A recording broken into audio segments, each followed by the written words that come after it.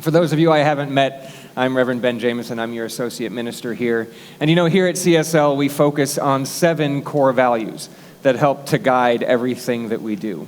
Those 7 are love, healing, oneness, abundance, spiritual growth, service, and diversity. Today we're focusing on spiritual growth. And as I've talked to friends of mine around the country and talked to people here, it seems like there's a lot up right now for many of us. Whether that's just general life stuff or the pressure cooker of the last year and a half of the pandemic, now that pressure is being released, all of those changes are bubbling to the surface, demanding our attention. Regardless of what it is, change, struggle, challenges can feel overwhelming at times.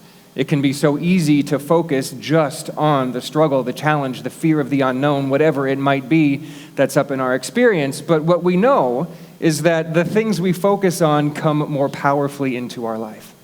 So rather than being stuck in focusing on the challenge, we can activate our core value of spiritual growth by asking, how can I grow through this as I go through it? What does this experience have for me? How can I extract from this something that will serve me for the rest of my life? Doing so will pull our attention away from the struggle and the challenge and put it on what is yearning to be birthed through us, so that we move more powerfully through the circumstances in our lives and gain the spiritual growth that will serve us for the rest of our lifetime. Friends, regardless of the challenges you're facing, the good news is that in a loving universe, you are never given more than you can handle. So you've got this, and your spiritual community's got you. Here's to your spiritual growth. Namaste.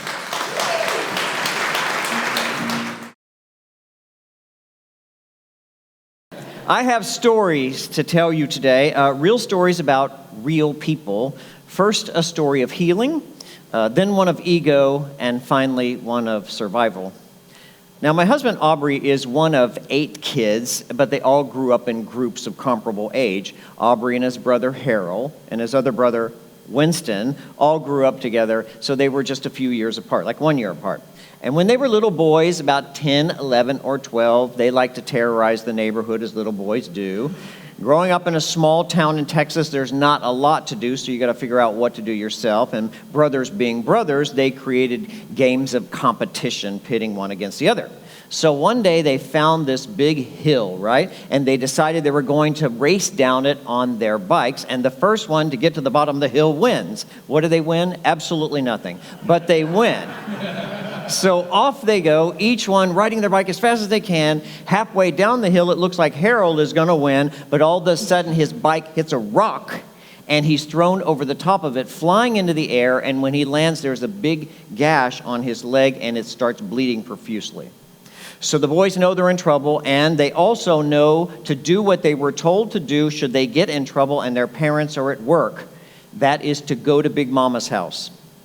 That's what they called their grandmother. Well, Big Mama has what the family calls the gift. She's an old woman, a very old woman, a descendant of slaves herself with little education, but a woman of pure heart and a mountain of faith. So Aubrey and Winston are carrying their brother Harold to Big Mama's house, and by now, of course, he's crying out in pain. He's a little boy, and she greets him at the door. "What's up?" And she has them lay him on her sofa because now his pants are soaked with blood from the bleeding, right? No worries, this is the 70s, so all sofas were covered in plastic, right?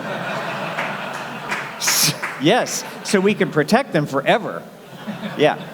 So Aubrey and Winston are talking about how much trouble they're going to get in because they got into trouble and they did this, and Harold's crying out in pain, and Big Mama says, "Shh, hush. Let me pray." And silence enters the room. And she takes her white handkerchief, she lays it over the wound, she closes her eyes, and she prays. Not more than a minute later, she pulls the handkerchief away, and the wound is gone, and there's no blood. It is completely healed. Aubrey said, "If I didn't see it with my own eyes, I'd have never believed it was true." About 10 years ago, into my first year of ministry, like year number 10, a very bright young man shows up at CSL, an engineer by trade. And he was immediately drawn to our teaching because, as he said, it's very simple. You know, there's a creative intelligence at the helm of the universe whose only intention is to give itself away and express itself. So right away, this young man has the basic formula for science of mind. He immediately enrolls in the foundation class. A few weeks into it, he asks to meet with me privately for counseling. Now, because of minister-client confidence, I can't tell you what he came to me for, but let's just say it was a matter of the heart, something his overdeveloped left brain knew nothing about. So he comes into my office, he sits down, and he says, look, I'm a smart guy, so you can dispense with the elementary lessons. I get it. My mind is creative. All I have to do is think about what I want, blah, blah, blah.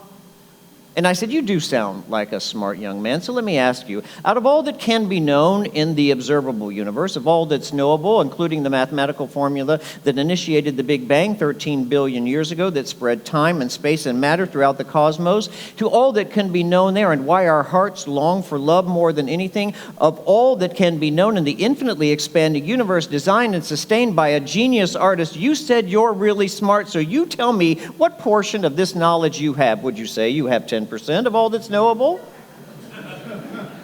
And he said, no, I don't think so. I said, what about 1%? Do you think you have 1% of all that's knowable in the universe? And he said, probably not even that. And I said, well, then let's begin our time together by realizing you don't know jack. You don't know jack. A male ego. Dude. Third story. At the Jewish Museum in Prague, there is a featured artist, and her name is Helga Hoskova Weiss. Helga is now 92 years old, but when she was just 15, she and her entire family were shipped off to Auschwitz. She survived, obviously, but after the war, when she was released, she couldn't stop drawing and painting the nightmares that she experienced there that resided still in her mind. At a recent speakers event just a few years ago at the museum, Helga was introduced as a survivor of the Holocaust, which is not a word she likes. She doesn't like the word survivor.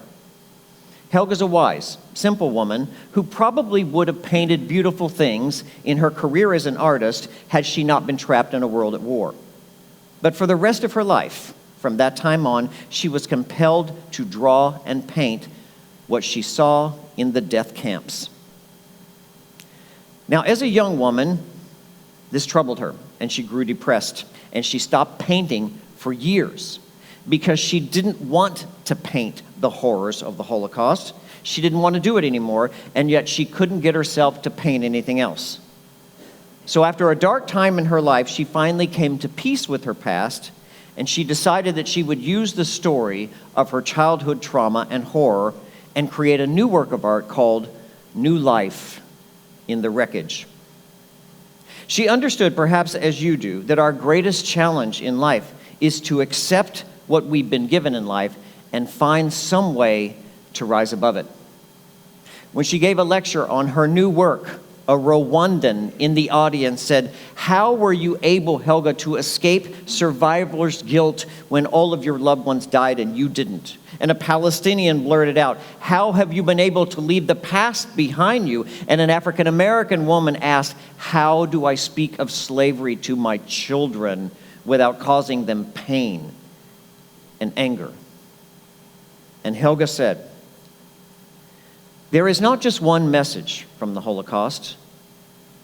It's in sharing our stories of loss and tragedy that we come closer together to be part of the greater human story." She said that is the message. There's an old Yiddish proverb that says, "A burden shared is a burden halved." In telling our stories, we ease our burdens and we find meaning in them.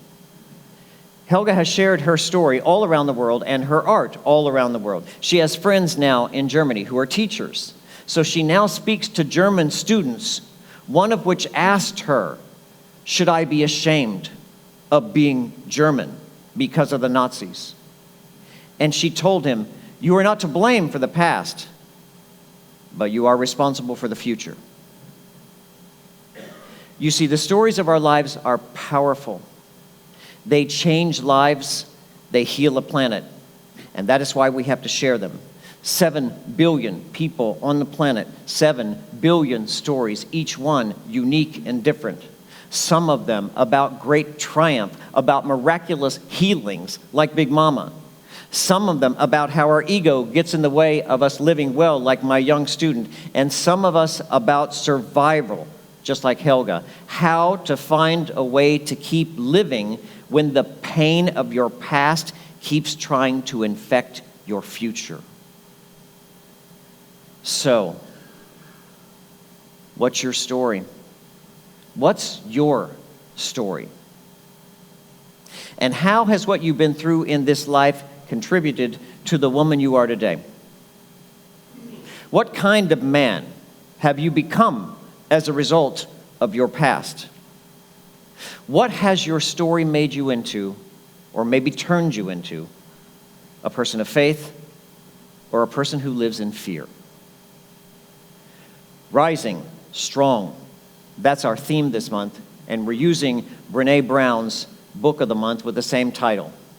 And in that book, she says this: owning your story and loving ourselves through the process is the bravest thing we'll ever do. When we deny our stories and disengage from tough emotions, they don't go away. Instead, they own us. They define us. Maybe Helga knows this. And that's why she doesn't want to be labeled just a survivor. Maybe she doesn't want the story of her past to define her current situation, nor her future, or her identity for the rest of her life. Imagine if just one story from your life, one story from your past became the identifying marker for the rest of your life. And you became that person who did that thing. I don't like that. This is why I've created an alter ego for my ugly stories. My evil twin Skippy. Yes. It's not me, it's my evil twin Skippy. He's quite a lush. Quite a lush. If you see him out drinking tequila, you must not go near him, because he will tell you stories that cannot be told on a Sunday morning on a stage. Yes, the uncut version. It's not me, it's my evil twin. I have a friend in Kansas City who likes to go to the boats and the casinos to gamble. And he does this when he's bored, and he's bored quite a bit. And I can't tell you how many stories he's had of telling me his winnings. You know, last week he won $1,000. Last month he called and said, "Oh, I won $500." He always calls to brag about what he wins. And I wonder why he never calls to tell me when he loses. Why is that? Why doesn't he ever call and say, "Oh my God, I was completely unlucky last night. I lost $1,000. He never does that. Nobody ever does that. We're very selective about the stories we share with other people. We only want to tell the good ones, you know. Just look at all those shiny, happy people on social media. You know, everybody's living the dream on Instagram. You can tell.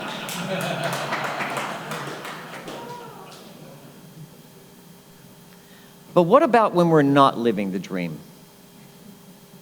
What about our stories of loss and pain? What do we do with them? Renee has something to say about that too. She says this: most of us were never taught how to hold discomfort, sit with it, or communicate it, only to discharge it or dump it or pretend that it's not happening. That was really big in my family. Pretend it didn't happen and just go on with your life. How do you think that's going to work out? Look, I'm just like my friend in Kansas City who goes to the boats, and I'm just like you. I want every day to be about winning. I want it all to be about bunnies and butterflies. I want to win at the casino every time, but that's not how life works. You're going to get hurt out there. You are. It's part of human life. Somebody's going to be really nasty to you. Someone's going to cheat you. Someone's going to betray you. And you're going to create a story around that. The only question is, will it be a story of triumph over odds? Or will it just be one more story of somebody who got hurt and never got over it? And then the story defines them.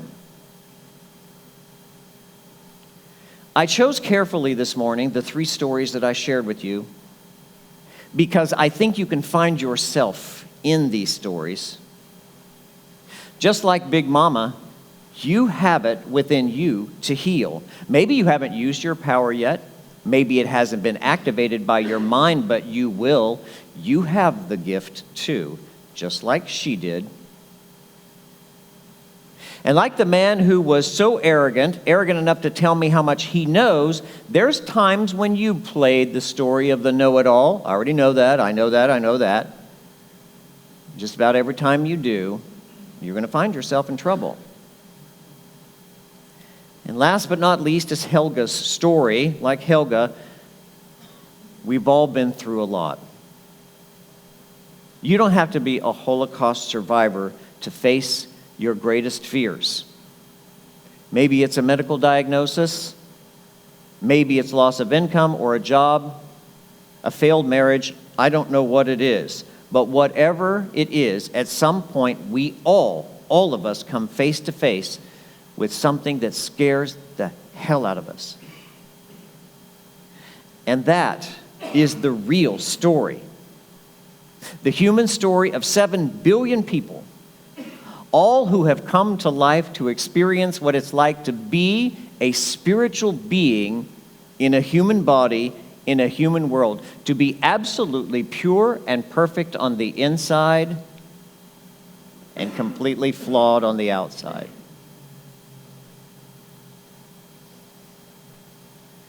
This Saturday is Freedom Day. As Antonio said, some people call it Juneteenth, which falls on the 19th of every year.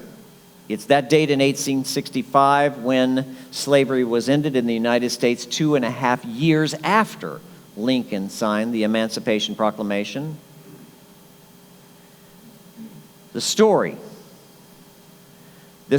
of prejudice against people of color is an American story. It's part of our past that constantly seeps into the present day. To pretend it doesn't exist is not a healing formula. We must do as Brené Brown suggests. We must sit with it. We must face that story. We must feel the discomfort of it and find a way together to heal our nation of its painful past. So I came here today to tell you to own all of the stories of your life, the good, the bad, and the ugly. To feel all of the feelings from the stories of your life, to feel the great, immense joy when you win and the horrible sorrow when you lose, to feel it all. Because you have to feel it to heal it. Take the wisdom to be gained from each one of those stories and then turn the page on that chapter of your life and start a new story. Because the ultimate truth is you are more than any story of your life. You're the story writer, director, producer, and the star.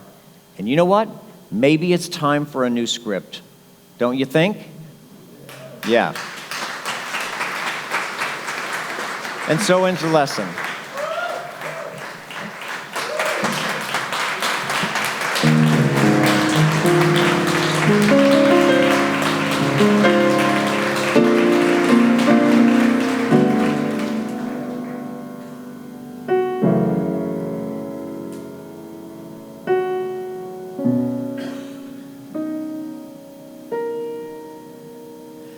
This is the place that we come to each week, online or in person, To be reminded of the truth that all the stuff we go through, all the stories of our lives are just part of who we are.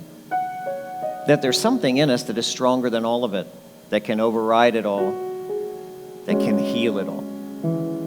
And this is a time in our service where we go within to be present with that power that heals all things.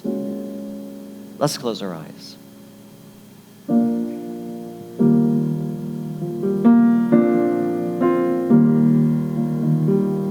I breathe out, I breathe in, I am still, I go within. When I quiet my mind, in the stillness I find. Spirit meets me there. Spirit meets me there.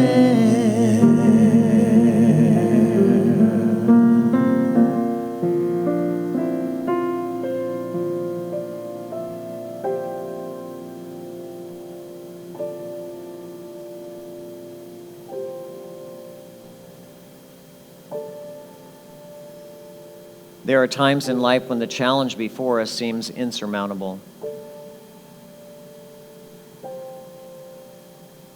When the thing we are forced to go through seems unjust. Why me?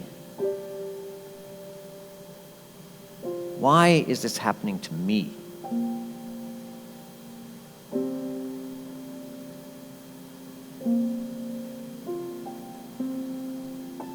And it's at those times when we question the power that creates and sustains all life in the universe, if it is really present. Are you here with me?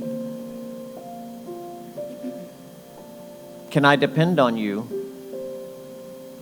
Will you heal me? Will you love me when I don't feel lovable?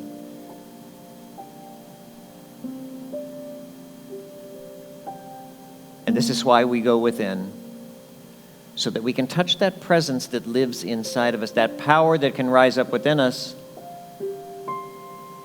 because the answer is yes. I am here with you, through you, as you. Lean on me. We will rise up.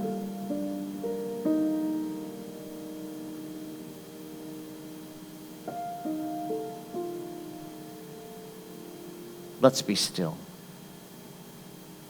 Let's be completely still for the next 60 seconds. Feel its presence, hear its wisdom, know its worth.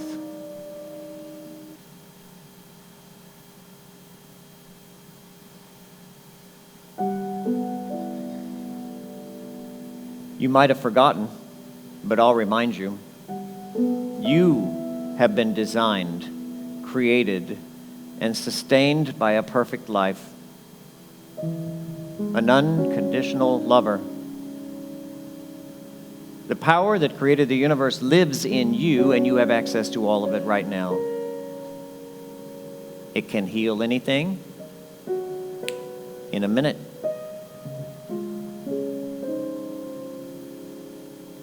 Use it wisely, use it well, use it often. Because it's always there. And so it is. I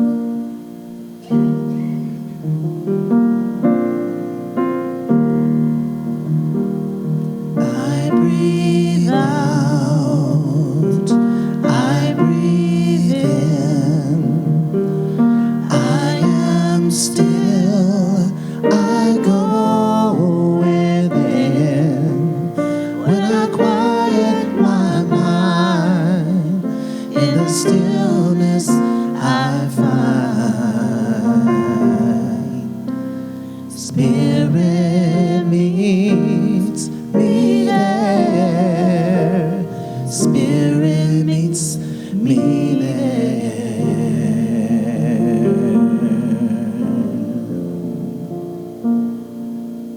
We close our service as we always do with this affirmation. You get to take it with you. And it's written by our own Reverend Ben Jameson. And this is what it says. Say it with me. I am my story and am empowered to rewrite it. All right, let's know this together.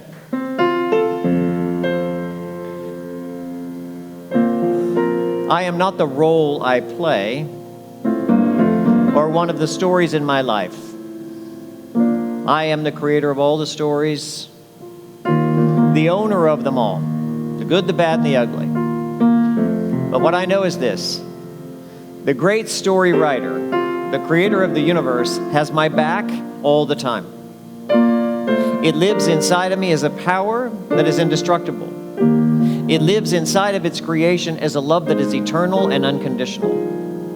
So no matter what the story is of my life, on the outside of my life, no matter how things look or what they appear to be, whether I'm good or bad or happy or sad, that power remains consistent, that love goes on eternally. I always have access to the thing that lifts me up out of the story and can create a new one. Because I am in the presence of the divine everywhere I go.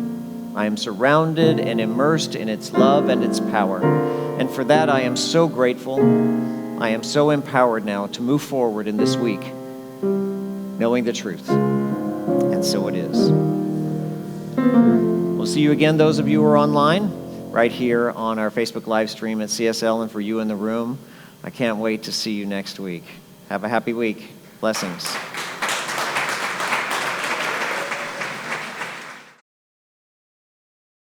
Thank you for watching, and thanks for supporting CSL. If you'd like to know more about us, check us out on our website or social media. Blessings.